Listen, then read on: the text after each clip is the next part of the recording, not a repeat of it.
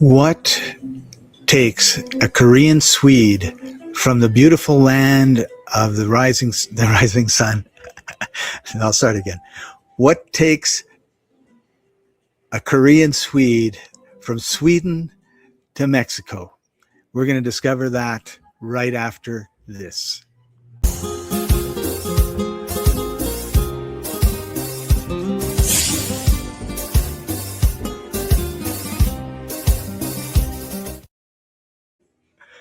Hi, everybody. Welcome to the Elder Nomad podcast, where adventure has no age limit. I'm Scott Paton, your host, and you're going to discover how to travel slowly and inexpensively for years, even decades, earn remotely, stay healthy, and at peace, living with purpose. And it's going to be drawn on my experience of 10 years doing exactly that, along with those of my friends and special guests. And today we're going to meet a very special guest. He is from Sweden. His parents are from Korea. How that ever happened is amazing. But now he finds himself in beautiful Playa del Carmen, where he is the owner of an amazing hostel and does a few other things. So we're going to delve into that right now. This is the Elder Nomad Show, hosted by Scott Patton. Adventure has no age limit. Hey, Kim, how are you doing today? How's it going? Thank you for having me.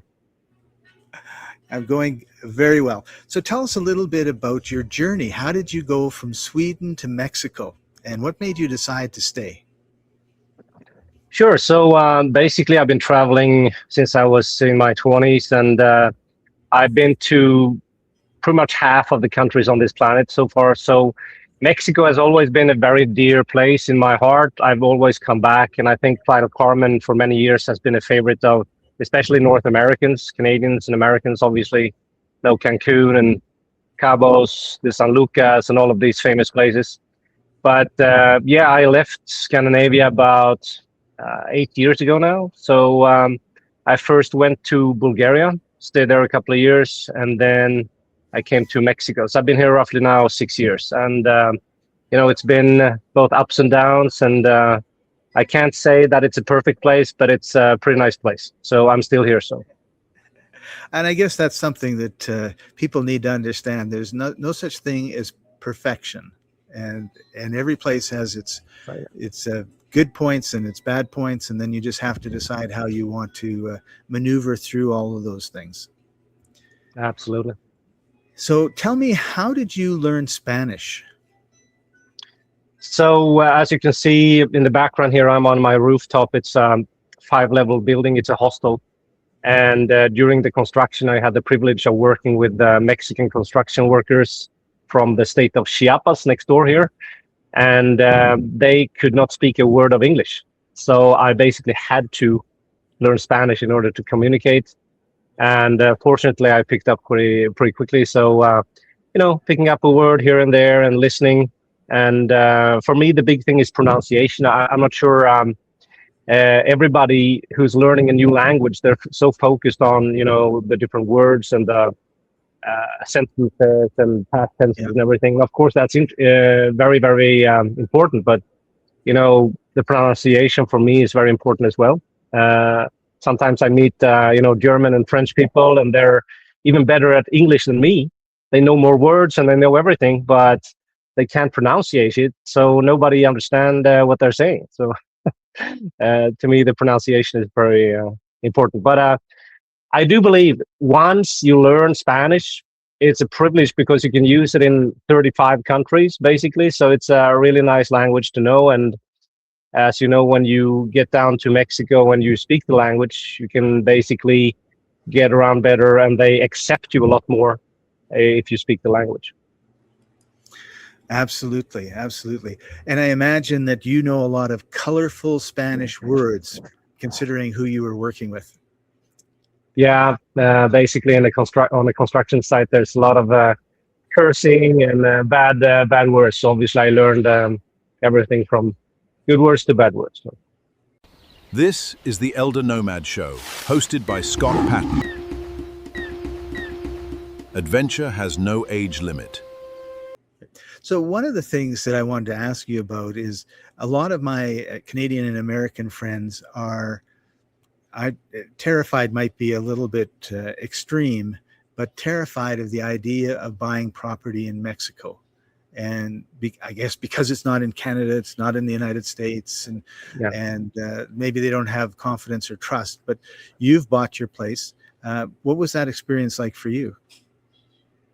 Well, I think in general, I think most people are obviously afraid of the unknown. And if you look at the broader agenda across the world, it's this machinery that teaches us to feel safe at home. And it doesn't matter if it's Sweden, Korea, Canada, or there's always this fear of, being scammed or doing something wrong and you're ending up in a worse situation. But once you get your toes wet in the international market and you move across the pond or move to another country, you realize that it's not that different. And obviously it helps to have, help from a lawyer or from an expert who have done it in the past. But in addition to the language barrier, of course, if you can speak Spanish, it helps, but you can get help. And what you learn is that it's not that different. Maybe the bureaucracy is a little bit different. For example, a lot of people I know, they think that Mexico is like the Wild West. There's no rules or regulations, but actually, because Mexico has a history of mistrust in society, that people don't generally trust each other, then they are more strict with the regulations and the documents and the permits, which means that it's actually safer, but it's a little bit more work to basically get everything in place, right? That's basically my experience from Mexico. And I mean, I helped dozens and dozens of people getting both properties and residencies in numerous countries throughout Latin America. And most people end up very happy. Once they do make an investment or they go for a residency, they find that there's a lot of benefits. Because just like Canada and the United States, I spent 4 decades in Scandinavia, and we were basically taught that, everything outside of Scandinavia is so unsafe and everybody's out to scam you and everything is a hoax, right? But once you start traveling and you talk to people and you meet the locals, you find that people are actually more polite, more helpful, and more respectful in many ways outside of the Western countries, because these people have been living for generations with respect and traditions that basically have family values, and they are very, very warm and friendly. And in the West, you know how it is. We're very cold and we don't want to sit next to a stranger on the bus and all of these things, right? So it's like you find this very warm and welcoming culture in many countries. I'm not saying that all countries are perfect, but what I'm saying is that you find a lot of helpful and trustworthy people outside of the Western countries as well. Cool. All right. So what's one of your favorite places in Mexico and outside of Mexico, except you cannot say Playa del Carmen? Well, I mean, I have been in Mexico City, obviously, many times. I've been on the West Coast as well in Puerto Vallarta. I've been up to Tijuana. I have friends in Monterrey. So I think the beauty of Mexico is that it's so vast. I always say that Mexico is a country that has very diverse, a lot of diversity. You have mountainous regions. I know a lot of people who live up in the mountains because it's a little bit cooler. It's not so damn hot all the time like it's in Playa del Carmen. Some people may like that. I always say to people that I rather sweat than freeze, right? Because I'm from Sweden, so I'm used to having my toes cold all the time. But I think that's the beauty of Mexico in general, that you have big cities, small sleepy beach towns, you have mountainous regions, you have beaches, gorgeous beaches, white sandy beaches. Basically here in Playa del Carmen, we're in the middle of the Caribbean. The peninsula stretches out into the middle of the Caribbean Ocean. So there's something for everybody. And I think the land mass of Mexico is basically a third of the United States. So it's a vast country with 130 million people. Yeah. You know this. I mean, you've been traveling across Mexico, so you know exactly what I'm talking about. Right. So tell me a little bit about Monterrey. And the reason I ask is I've never been there, but I was reading articles about cartels and stuff near the Texas border and and horror stories about some of the towns there. And so that just made me like, I don't want to go anywhere near you're freezing there, but recently I think seen a couple basically articles on Monterrey, and I thought, thought, wow, that was pretty cool city. So what was your impressions of it? Yeah, sorry, I lost you there for a second, but yeah, Monterrey is basically. I haven't been there personally, but I have friends from there, and I know a lot of stuff from there. So basically, it's this industrial hub, and there's a lot of international companies also that's setting up shop there. So there's a lot of big corporations coming in. It's basically the high tech sector of Mexico, and like you say, it's a little bit up in the north. So I'm not sure I would say it's like a mafia or cartel city, but it is closer I'm to. sure it isn't. I'm sure it No, isn't. That just was it, my impression yeah, of that area was stay out, right? yeah. No, it's a huge city. I mean, they have like well over 10 million people in that city, so it's a huge city, Wow. and just to put that concern to sleep that people always say that yeah, Mexico is so unsafe, and you hear about the cartels and all of these trafficking and everything. I think that's also the machinery that wants to keep people back in your own home country. And of course, Mexico is not perfect. We have a lot of different problems, and we have cartel activities and different things that's happening. Yeah. But it's very concentrated to different areas and different places. So, for example, of course, along the border of the United States, there's a lot of more, trafficking activity and cartel activity. But for example, down here in Playa del Carmen, there's nothing happening. In the big cities, it's also a very different story. But I think Monterrey is a very interesting place. I'm really looking forward to go there. I haven't been there yet, but everything from Guadalajara and Mexico City and Monterrey, these are major cities with millions and millions of people. So these are very, very interesting places, and they're super cheap. So I mean, you can find a lot of interesting food, a lot of cheap prices on everything. So it's definitely very interesting to explore. Cool. And yeah, that's one of the attractions of Mexico is the flies and the and the fact that it's far more expensive. Like I have some friends here in Ahiki, and they're down here, and they said, yeah, like we can retire in Mexico. We would have to continue working if we were in the States where we were living before. And so outside of Mexico, tell us about one of your favorite countries. Well, just like you, I love Panama. So I guess I have to mention that, and it's not too far away. So I think Panama is also a very good option for Americans. It's not too far away, and you have the American dollar. They use the American dollar together with something called the Right. Balboa, and it's 1-to-1, right? So you just don't have to change anything. Just use the dollar like back in the States. And what I like about Panama is that it's so compact. You can basically be on the Caribbean coast and the Pacific coast in the same day and enjoy different places. And they have amazing jungles and waterfalls, and there's a lot of great islands as well. I'm not sure if you went to Bocas del Toros. Have you been there? No, but I went to San Blas, and that was amazing. Yeah, that's amazing too. Yeah, absolutely. And it's so biodiverse. I mean, they have so much wildlife, and if you're into that, and there's so much exploring, and it's also very cheap once you get out of the big city, and even some areas in the big city is also very cheap. So I think Panama in general is a very interesting place, and we also help people get the residency there as well. So both in Mexico, Panama, Paraguay, countries like that. So if people are interested, they can visit instantresidency.com, and we can help them out to carve out a plan to move abroad. Oops, man, I am screwing up today. But there it is, instantresidency.com. All right. So let's talk a little bit about plan Bs. Like, why would somebody want to consider getting a residency? And even if you aren't planning on leaving your home country anytime soon?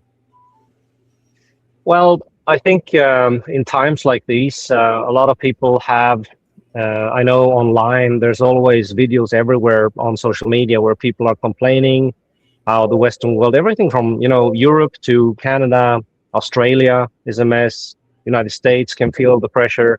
A lot of people are basically saying that this is not what I signed up for. Society is not the same. People miss the good old 80s or 90s when things were a bit different, right? So I think for me, it's not about finding the perfect country. Like we said before, nothing is perfect, right? But for me, it's all about establishing options. And I know when you came down here and we helped you get the residency here in Mexico, it's not because you want to be in Mexico all the time, but because you want to have an option, right? And Right. I think it's the same for a lot of people, that you need to say that, okay, maybe I live in Canada and Canada has a lot of good stuff going on, but it's not the same. But it doesn't look like it's going in the right direction. So maybe it's a good time to set up a plan B or a second option in advance, so I know exactly where to go and I have an option if the shit hits the fan, right? Yeah. So for me, I wanted to have as many options as possible. So it's not for me personally, that's just me, but I like to have several options. So if one or two fails, then I have more, right? Yeah. And that's obviously a personal preference, how many options you would like to have. But I think, in Latin America, you have a lot of good countries that can offer you a lot of value, not only cheaper prices, but better climate, and you have a lot of investment opportunities and excellent places to raise children, and they have good schools and everything.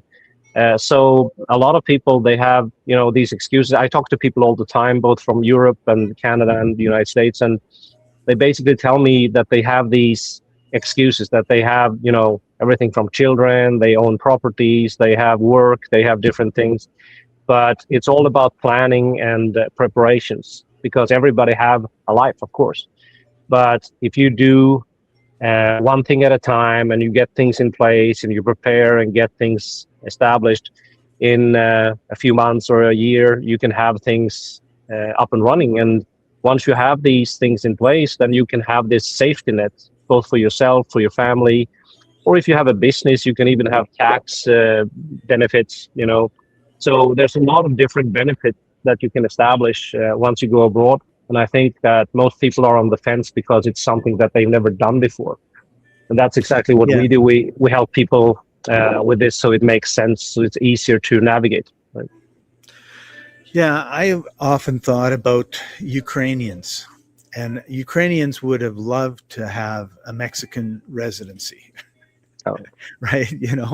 Like, or the Syrians, they would have loved to have had a Mexican residency. And the Venezuelans for the past 20 years wished that they had a Mexican residency. And no. is that going to be are the things that happen there going to happen in Canada and the United States? Probably not. It's happened in Eastern Europe. Is it going to happen in Western Europe? Hard to say. And it just really depends. Like when I'm looking at, places that I think would be safe, South America tends to be, it stands out because you have threats of conflict between Taiwan and China. And what's below Taiwan and China? Australia. So if there's a major conflict there, the Chinese have a plan for Australia. So that's not going to be safe. That's right. If the Ukraine Russia war expands, it's going to probably expand westward into Europe. So there's a problem. And we already have had a major war with Iran in the Middle East, and south of the Middle East is Africa, and it's a big continent, and South Africa might seem to be fairly safe. But, these people, a lot of these people have atomic bombs, right? So if there's going to be atomic bombs going on, it's going to be in the northern hemisphere. So Southern Africa and South America, to me, are the two kind of safest places, right? And I might be, and it's like 8 years ago, who was predicting that Russia and Ukraine would have a war and it would go on for years and years, right? Like, I know one person because I read the book he wrote about it, but most people were just la-di-da-di-da. And if your governments start turning on you, right, and there's evidence of Canada's government being not very nice to Canada's citizens, then like, where do you go? And for me, Mexico is number one. And it's number one because it's a 4-hour flight or a 5-hour flight, right? So it's close. And number two, it's fairly easy. And three, they love Canadians and Americans down here because we bring lots of money. Some of us they don't like very much because we're rowdy and loud and drunk, and we don't like those people either. But they have a huge experience with us, so it's not like when you go to Africa and you're the only black person in a crowd of 3,000 people, it's a strange experience. And then I understand how some black people feel in Canada or the United States, right? Like, all these people look really different. And it's one of the things I love about Africa. When I'm there, I really enjoy that feeling of like, wow, like nobody thinks I'm local, right? Absolutely. So No, I think I have nothing against Asia or Africa and Europe and North America are amazing places. I've been to all of these continents, but I still believe I agree wholeheartedly that Latin America is basically very privileged to be out of that risk zone when it comes to nukes and everything. And a lot of people realize that you have a lot of conflicts brewing, like you say, in the South China Sea. You don't know what's going to happen. And also Latin America is in the same time zones as the North right. America. So it's very easy for somebody, let's say you're working and you want to be in a different place in Latin America, it's the same time zone. You don't have to wake up at 2 o'clock at night, to take calls and work. So it's very convenient that way. Yeah. Awesome. All right. Let me just see if I have any last questions. So what would you say is your most important lesson that you've learned from your travels? I would say that, just like we said before, the unknown is what scares us or makes us unhesitant. Because if you've done something a million times and you know that it works and you know that you get something out of it, you don't hesitate. You just do it because you know it's working, right? So basically, my suggestion to everybody is that if you feel that where you are in life, it doesn't matter if it's where you live or if it's something you do or taxes or business or whatever, if you feel that it's not fair or it's something that you don't like, you should try out new stuff. But what you do need to do is that you need to seek out people who have done it in the past. So they can guide you and show you exactly, so you don't have to make the mistakes that a lot of people do. Because I know a lot of people who have come down to Latin America and they've tried to figure things out themselves. And for example, there was one lady I was talking to, was an American who did the residency in Ecuador. And she had the residency and established the permanent residency after a while. And then all of a sudden, she lost it because she didn't have enough days in the country. So she didn't do the homework, and she did all this work and all this money and all of these efforts to get the residency. And all of a sudden, she lost it because she didn't know what she was doing. So that's just one example of many, and other people who have gone into real estate and done mistakes and they got scammed and they had to pay extra fees and they had to pay more because they didn't know the language. So what I basically trying to say, my point being, is that you need guidance to make things happen the first time, at least, or the first few times, exactly what you're doing. And once you get into it, you realize that, okay, now I know a little bit, I learned here. It's actually a lot of benefits if I do this. And all of a sudden you find yourself in a new situation where you have established ties to a new region where you feel more at home.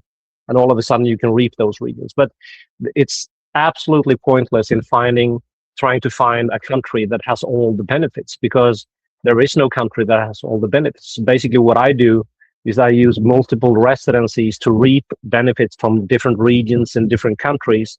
For example, Mexico is excellent for lifestyle and property investment, but it's not so good for taxes. And that's where Panama comes in. So I also have a residency in Panama, and a lot of my clients do as well. So they get the residency in Panama, and all of a sudden they can set up their tax residency in Panama. And even if you're an American, you can still reap tax benefits by having a corporation in Panama. I can talk to people about that if they get on a call with me. But basically, you have different residencies to get different benefits, because Mexico, even though it's a lovely country, it doesn't have all the benefits. Right. And the one thing I want to add too is people have expertise. They've done certain things for a long, long time, and they know how to do it, and they're expert at it. but this is not usually one of those things that the average person is an expert at. And whenever we're learning something new, there's a length of learning time, and then there's a level of frustration, because in the beginning, like I'm learning Spanish, in the beginning it was really, really frustrating. I'm still not great at it, and it's still frustrating. And if I'm trying to do it on my own, it's hard, right? And when you have someone who can take you through those steps, it makes it a lot easier. And a friend of mine just recently got his permanent residency, and he's a do-it-yourselfer. He does everything himself, and he did this himself. And he's visiting me in Cancun, and I don't know. So no one phones me, and now in the middle of this, I've got 2 phone calls from the same person.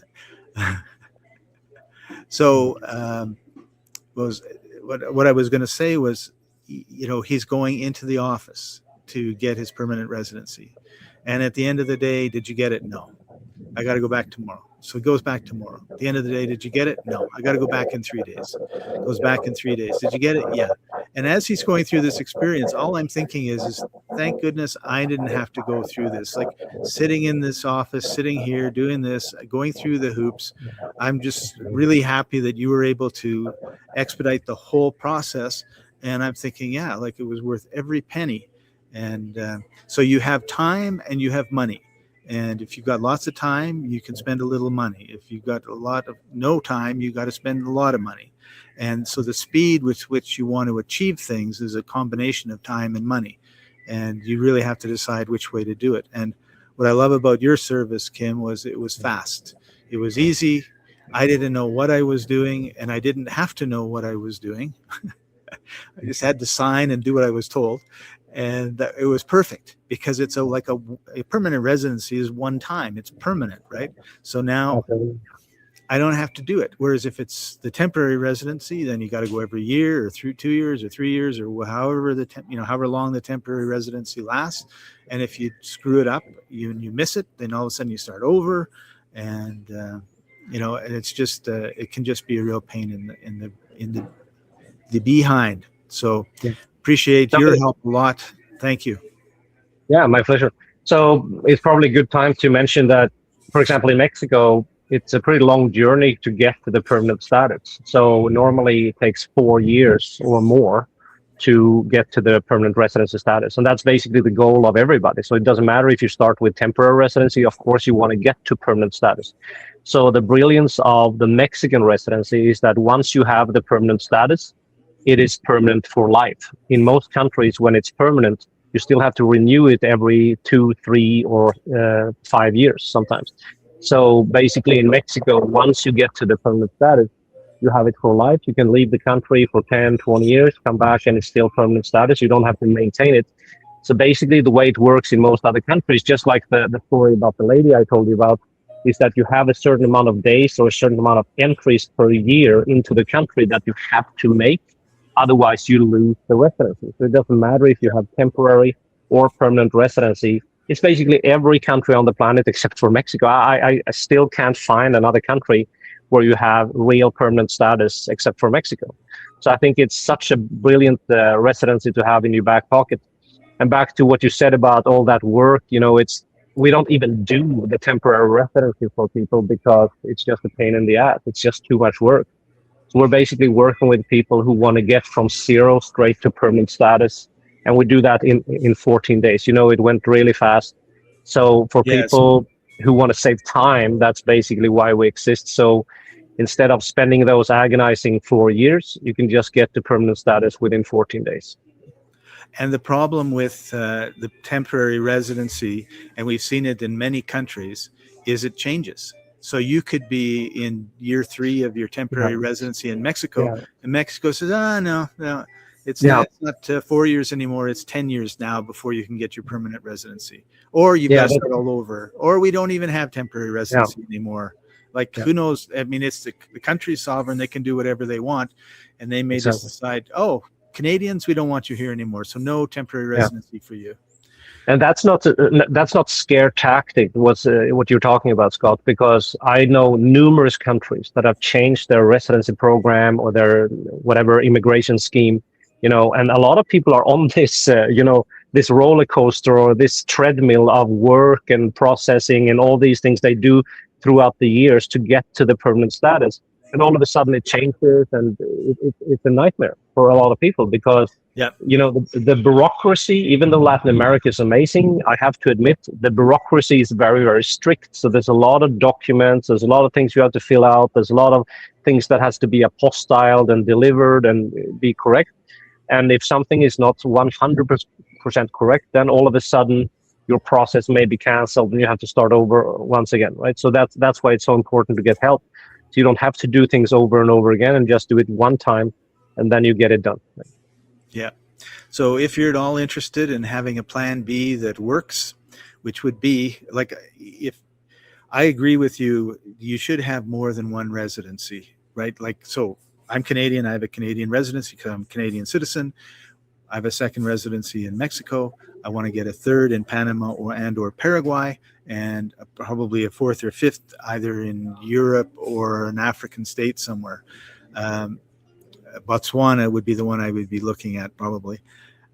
So it doesn't matter where it's a really nice feeling when you land in a country and you don't have to have an outgoing ticket.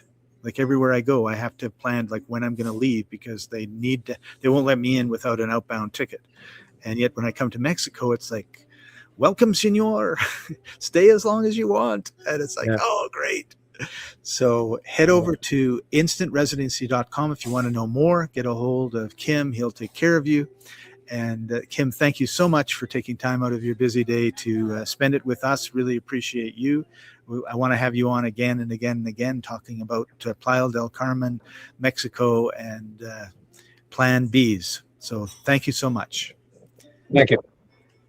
All right. And we'll see you all next time, everybody. This is the Elder Nomad podcast. In this particular episode, we're all about escaping to Mexico.